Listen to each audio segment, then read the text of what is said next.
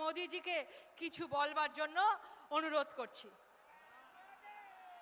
সবাই করতালির মাধ্যমে ওনাকে স্বাগত জানান।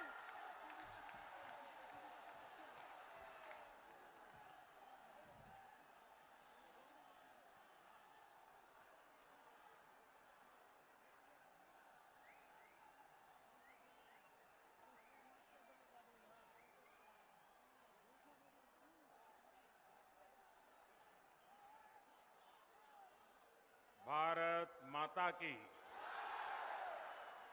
भारत माता की।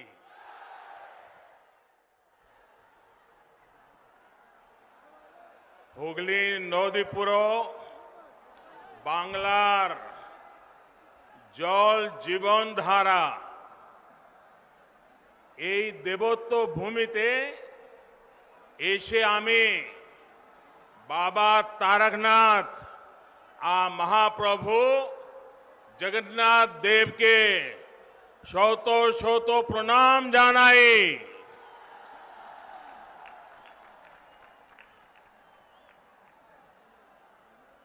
आप लोगों का ये उत्साह, ये उमंग, ये ऊर्जा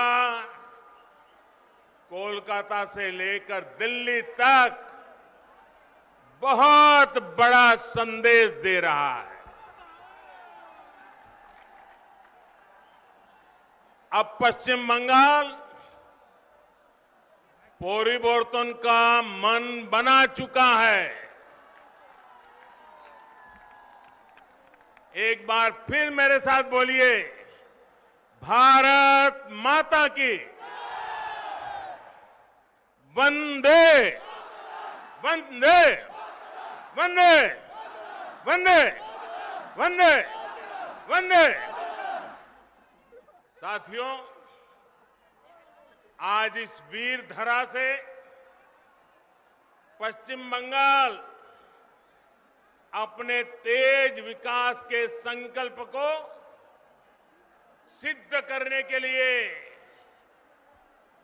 एक बड़ा कदम उठा रहा है।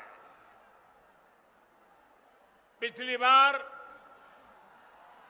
मैं आपको गैस कनेक्टिविटी के इंफ्रास्ट्रक्चर का उपहार देने आया था। आज रेल और मेट्रो कनेक्टिविटी को मजबूत करने वाले महत्वपूर्ण काम शुरू हो रहे हैं। थोड़ी देर में हुगली की, पश्चिम बंगाल की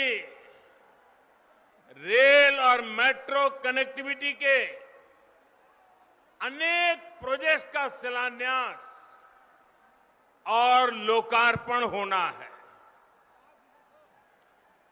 इस महत्वपूर्ण योजनाओं के लिए, बंगाल के उज्जवल भविष्य के लिए मैं आप सबको बहुत बहुत बधाई देता हूं। साथियों, दुनिया में जितने देश गरीबी से बाहर आए या गरीबी मिटाने में सफल हुए या विकसित देश बने, ऐसे सभी देशों में एक बात बहुत कॉमन देखी जाती है। इन देशों ने अपने अपने देश में सही समय पर बड़ी संख्या में इंफ्रास्ट्रक्चर का निर्माण किया। आधुनिक हाईवे, आधुनिक रेलवे, आधुनिक एयरवे, इन देशों के आधुनिक इंफ्रास्ट्रक्चर ने इन देशों को आधुनिक बनाने में मदद की। वहां ये एक प्रकार से परिवर्तन का बहुत बड़ा कारण बना। हमारे देश में भी यही काम दशकों पहले होना चाहिए था, लेकिन हुआ नहीं। अब हमें देर नहीं करनी है, हमें एक पल भी रुकना नहीं है, हमें एक पल भी गंवाना नहीं है। इसी सोच के साथ आज देश में आधुनिक इंफ्रास्ट्रक्चर के निर्माण पर अभूतपूर्व जोर दिया जा रहा है, अभूतपूर्व निवेश किया जा रहा है। बेहतर इंफ्रास्ट्रक्चर, खेती, उद्योग, टूरिज्म, युवाओं को रोजगार, यानी विकास के हर पहलू के लिए मूलभूत आवश्यकता होती है। इसलिए पश्चिम बंगाल में भी कनेक्टिविटी से जुड़ा इंफ्रास्ट्रक्चर ये भारत सरकार की प्राथमिकता है, हमारी भी प्राथमिकता है। बीते वर्षों में हाईवे, रेलवे, एयरवे, वाटरवे और हाईवे, हर प्रकार की कनेक्टिविटी पर फोकस किया गया है। यहां बंगाल में भी हजारों करोड़ रुपए निवेश किए गए हैं। बंगाल में रेल लाइनों के चौड़ीकरण और बिजलीकरण का काम तेज गति से किया जा रहा है। भाइयों बहनों, अब रेलवे को लेकर पश्चिम बंगाल में संभावनाओं के नए द्वार खुल रहे हैं। पूर्वी डेडिकेटेड फ्रेट कॉरिडोर का बड़ा लाभ पश्चिम बंगाल को होने वाला है। इस प्रोजेक्ट का एक हिस्सा चालू भी हो चुका है और बहुत जल्द पूरा कॉरिडोर खुल जाएगा, जिससे बंगाल में भी उद्योगों के लिए नए अवसर बनेंगे। इसी तरह जो विशेष किसान रेल शुरू की गई है, उसका लाभ आज पश्चिम बंगाल के छोटे किसानों को बहुत तेजी से मिलना शुरू हो रहा है। अभी हाल में ही देश की 100वीं किसान रेल महाराष्ट्र के संगोला से पश्चिम बंगाल के शालीमार तक चलाई गई। इससे यहां के फल, सब्जी, दूध और मछली से जुड़े छोटे किसानों को मुंबई, पुणे सहित देश के अनेक बड़े बाजारों तक सीधी पहुंच मिली है। भाइयों और बहनों, आज उत्तर 24 परगना, हावड़ा, हुगली जिलों के लाखों छात्र छात्राओं, कर्मचारियों, श्रमिकों के लिए भी बहुत बड़ा दिन है।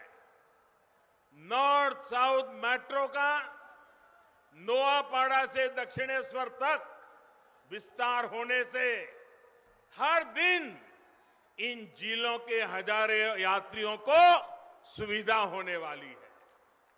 अब आपको कोलकाता आने जाने के लिए आधुनिक और सुविधा संपन्न तेज पब्लिक ट्रांसपोर्ट मिल गया है। भाइयों और बहनों, चंद्रनगर सहित ये पूरा क्षेत्र भारत की आजादी का, भारत की संस्कृति और भारत के ज्ञान विज्ञान का एक प्रकार से तीर्थ है। महर्षि अरबिंदो, मोतीलाल रॉय, रास बिहारी बोस, बिपिन बिहारी गांगुली, कन्हैयालाल दत्त, उपेंद्र नाथ बंदोपाध्याय, अनगिनत ऐसे महान व्यक्तित्व को नाता इस धरती से है। ये वो धरती है जिसने रामकृष्ण परमहंस जैसे महान संत हमें दिए। माउंट एवरेस्ट को मापने वाले महान गणितज्ञ राधानाथ सिगर, महान भाषाविद बुद्धदेव मुखर्जी, ऐसे मनीषियों का भी नाता इसी मिट्टी से रहा है। मुझे हैरानी है, इतने वर्षों में जितनी भी सरकारें यहां रही हैं, उन्होंने इस ऐतिहासिक क्षेत्र को, इस पूरे क्षेत्र को अपने हाल पर ही छोड़ दिया। यहां के इंफ्रास्ट्रक्चर को, यहां की धरोहर को बेहाल होने दिया गया। मुझे बताया गया है कि वंदे मातरम भवन, जहां बंकिम चंद्र जी 5 साल रहे, कहते हैं कि वो तो बहुत बुरी हालत में है। ये वो भवन है जहां उन्होंने वंदे मातरम की रचना को लेकर मंथन किया। वो वंदे मातरम जिसने आजादी की लड़ाई में नए प्राण फूके, हमारे क्रांतिवानों को नई ताकत दी, मातृभूमि को सुजलाम सुफलाम बनाने के लिए हर देशवासी को प्रेरित किया। वंदे मातरम सिर्फ इन 2 शब्दों ने गुलामी की निराशा में जी रहे देश को नई चेतना से भर दिया था। ऐसे अमर गान की रचना करने वाले के स्थान को न संभाल पाना बंगाल के गौरव के साथ बहुत बड़ा अन्याय है। और इस अन्याय के पीछे बहुत बड़ी राजनीति भी है। ये वो राजनीति है जो देशभक्ति के बजाय वोट बैंक, सबका विकास के बजाय तुष्टीकरण को बल देती है। आज यही राजनीति बंगाल में लोगों को मां दुर्गा की पूजा से रोकती है, उनके विसर्जन से रोकती है। बंगाल के लोग वोट बैंक की राजनीति के लिए अपनी संस्कृति का अपमान करने वाले ऐसे लोगों को कभी माफ नहीं करेंगे।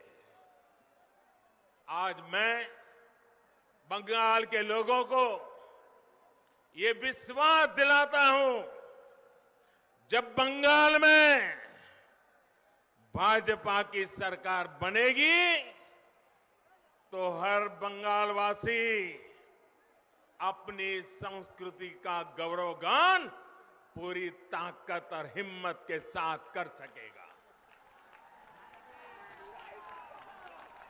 कोई उसे डरा नहीं पाएगा, कोई आपको दबा नहीं पाएगा। भाजपा उस सोनार बांग्ला के निर्माण के लिए एक काम करेगी जिसमें यहां का इतिहास, यहां की संस्कृति दिनों दिन और मजबूत होगी। ऐसा बंगाल जहां आस्था, अध्यात्म और उद्यम सबका सम्मान होगा। ऐसा बंगाल जहां विकास सभी का होगा, तुष्टीकरण किसी का नहीं होगा। ऐसा बंगाल जो टोलाबाजी से मुक्त होगा, रोजगार और स्वरोजगार से युक्त होगा। भाइयों और बहनों, आजादी से पहले बंगाल देश के अन्य राज्यों से बहुत आगे था, लेकिन जिन लोगों ने बंगाल पर राज किया, उन्होंने बंगाल को आज इस हालत में पहुंचा दिया। मां, माटी, मानुष की बात करने वाले लोग बंगाल के विकास के सामने दीवार बनकर के खड़े हो गए हैं। केंद्र सरकार किसानों और गरीबों के हक का पैसा सीधा उनके बैंक खाते में जमा करती है, जबकि बंगाल सरकार की योजनाओं का पैसा टीएमसी के टोलाबाजों की सहमति के बिना गरीब तक पहुंच ही नहीं पाता। यही वजह है कि गांव-गांव में टीएमसी के नेताओं की शान और शौकत बढ़ती जा रही है और सामान्य परिवार गरीब से गरीब होता जा रहा है। भाइयों और बहनों, बंगाल के लाखों किसान परिवारों को पीएम किसान सम्मान निधि का पैसा इसी मानसिकता के कारण नहीं मिल पाया है। उनके हक को यहां की सरकार में बैठे हुए लोगों ने छीन लिया है। बंगाल के लाखों गरीब परिवार आयुष्मान भारत योजना के तहत 5 लाख रुपए तक के मुफ्त इलाज की सुविधा से आज भी वंचित है। गरीब को सुविधा मिले, इन प्रयासों को कैसे यहां रोका जाता है, इसका एक और उदाहरण मैं आज बंगाल की धरती पर आपको देता हूं। देश के गांवों में हर घर तक पाइप से पानी पहुंचाने के लिए जल जीवन मिशन चल रहा है।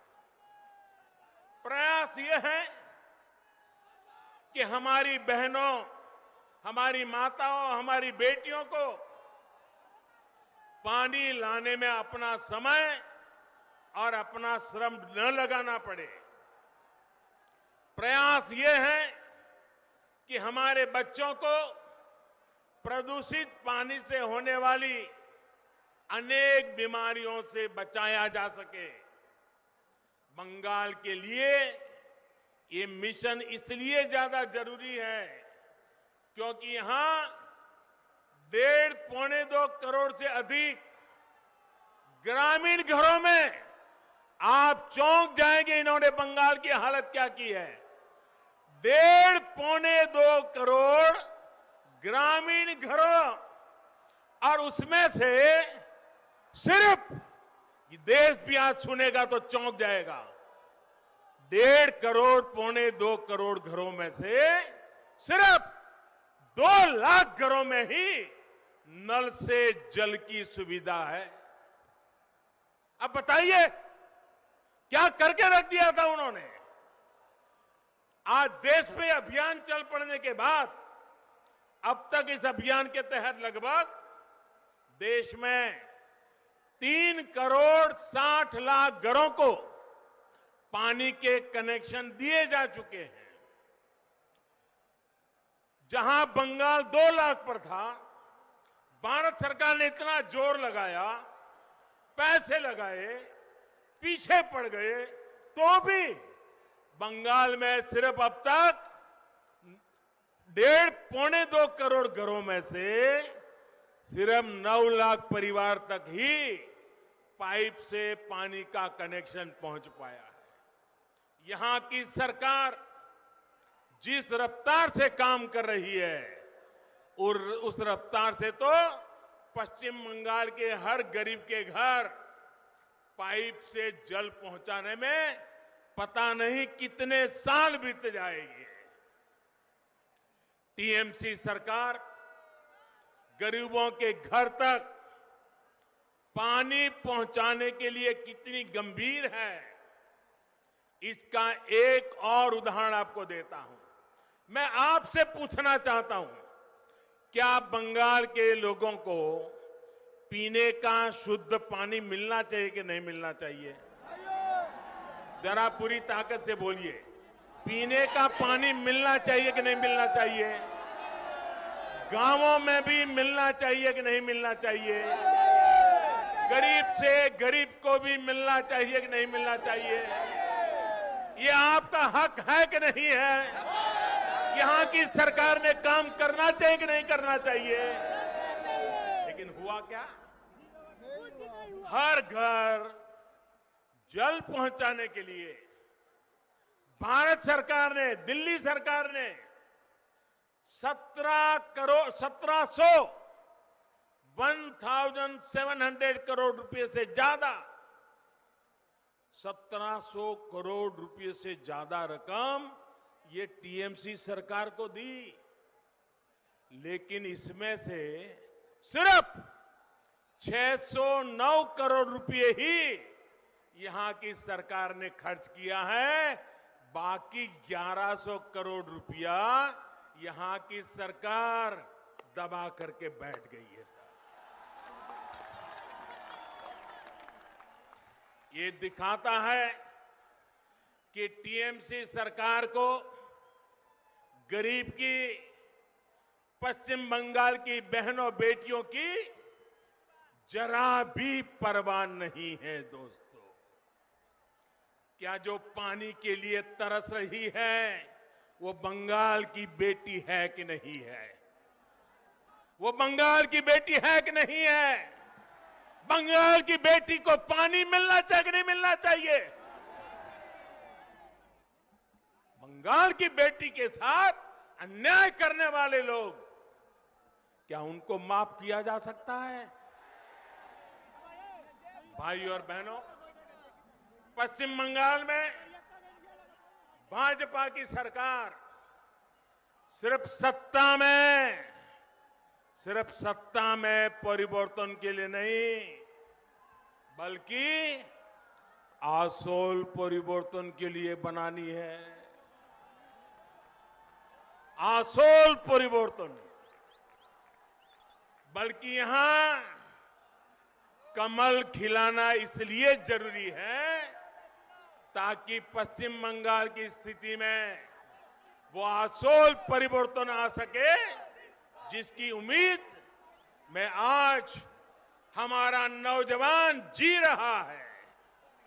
ये हुगली अपने आप में बहुत बड़ा उदाहरण है कि बीते दशकों की अव्यवस्था ने पश्चिम बंगाल को किस हाल में पहुंचा दिया है।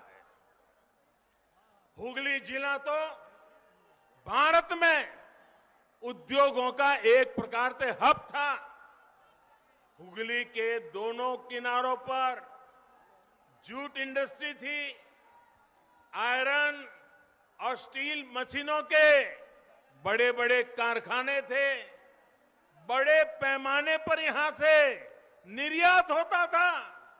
लेकिन अब आज हुगली की क्या स्थिति है, ये आप भली भांति जानते हैं।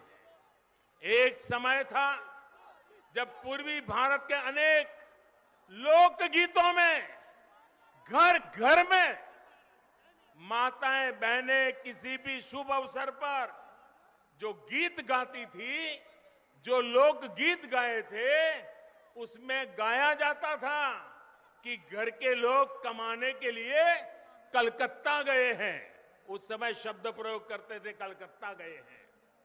इन गीतों में ये उम्मीद लगाई जाती थी कि कलकत्ता से आते समय अपना परिवार का व्यक्ति जब घर लौटेगा तो वो घर के लिए कलकत्ता से क्या क्या लाएगा, कौन कौन से उपहार लाएगा, कौन से जो चीजें कलकत्ता में नहीं बनी है वो अब हमारे गांव, हमारे घर में आएगी। ऐसे गीत बंगाल के बाहर उड़ीसा हो, बिहार हो, आंध्र तेलंगाना तक, इधर आसाम, नॉर्थ ईस्ट, लोग घर में गाते थे। ये कलकत्ता की कीर्ति थी उस जमाने में। अब ये सब बदल गया। अब इस औद्योगिक शहर के निवासियों को, बंगाल में बहुत से निवासियों को काम करने के लिए दूसरों के यहां, दूसरे राज्यों में जाना पड़ रहा है। इस स्थिति को बदलने का काम बंगाल में बनने वाली और जो सरकार बनाना आपने ठान लिया है, जो सरकार बनाना आपने तय कर लिया है, वो भाजपा सरकार बनते ही उस दिशा में एक के बाद एक कदम उठाएगी। भाजपा सरकार औद्योगिक विकास की नीतियों में बदलाव करेगी, तेजी से निर्णय लिए जाएंगे, इस क्षेत्र का विकास किया जाएगा। साथियों, एक दौर था जब पश्चिम बंगाल की जुट मिले देश की अधिकांश जरूरतों को पूरा करती थी, लेकिन इस इंडस्ट्री को भी अपने हाल पर छोड़ दिया गया था। जबकि इससे हमारे किसान, हमारे श्रमिक, हमारे गरीब, उनका इस व्यवसाय से सीधा नाता था। जब से केंद्र में भाजपा सरकार आई है, तब से जूट किसानों की विशेष चिंता की गई है। अब तो गेहूं की पैकेजिंग में भी जूट के बोरों को कंपलसरी किया गया है। चीनी की पैकिंग के लिए भी बड़ी मात्रा में जूट का उपयोग हो रहा है। साथियों, हुगली के आलू किसान जो यहां की शान रहे हैं, उनकी स्थिति भी किसी से छिपी नहीं है। यहां के आलू और धान, इसके जो किसान हैं, उन किसानों को कौन लूट रहा है, ये मुझसे ज्यादा आप लोग जानते हैं। जब तक यहां फूड प्रोसेसिंग के कारखाने नहीं लगेंगे, जब तक किसानों को अपनी उपज बेचने की आजादी नहीं मिलेगी, तब तक ना तो किसानों का हित होगा और ना ही मेरे मजदूर भाइयों बहनों का होगा। साथियों, बंगाल में निवेश के लिए उत्साह की कमी नहीं है। मुसीबत है सरकार ने जो माहौल बनाया है, कट कट कट का जो कल्चर बनाया है, सिंडिकेट के हवाले बंगाल दे दिया है, उसी के कारण ये माहौल बिगड़ता गया है। जब भी मैं विदेश में प्रवासी बंगाली बहनों भाइयों से मिलता हूं, तो अपनी मातृभूमि के लिए योगदान देने के लिए हर बंगाल का बेटा बेटी आज दुनिया में कहीं भी होगा, वो यहां के लिए कुछ करना चाहता है। लेकिन उनकी सिर्फ एक ही शिकायत रहती है कि वो योगदान करे भी तो कैसे करे। आज के पश्चिम बंगाल में किराए पर, अगर किराए पर बिल्डिंग भी लेनी हो तो उसमें भी कट लगता है। और ये ऐसे बदमाशी कर रहे हैं कि दोनों तरफ से कट लेते हैं। बिना सिंडिकेट की इजाजत के किराए पर बिल्डिंग भी नहीं ले सकते। इस स्थिति को पश्चिम बंगाल के बारे में बनाई गई इस धारणा को हमें मिलकर के बदलना है और इसलिए यहां आसोल परिवर्तन लाना है। यहां पूर्व बहार से कमल खिलाना है। साथियों, बंगाल का विकास तब तक संभव नहीं है जब तक यहां सिंडिकेट का राज रहेगा। बंगाल का विकास तब तक संभव नहीं है जब तक यहां टोलाबाजों का राज रहेगा। बंगाल का विकास तब तक संभव नहीं है जब तक कट कल्चर बंगाल में रहेगा। बंगाल का विकास तब तक संभव नहीं है जब तक शासन प्रशासन गुंडों को आश्रय देगा। बंगाल का विकास तब तक संभव नहीं है जब तक कानून का राज पश्चिम बंगाल में स्थापित नहीं होता। ये तब तक संभव नहीं है जब तक पश्चिम बंगाल में सामान्य जन की सुनवाई करने वाली सरकार यहां नहीं बनती है। इसी स्थिति को बदलने के लिए आज पश्चिम बंगाल के कोने कोने से आवाज आ रही है, আর নয় অন্যায়, আর নয় অন্যায়, আমরা আসল পরিবর্তন চাই। আমরা আসল परिवर्तन चाहिए।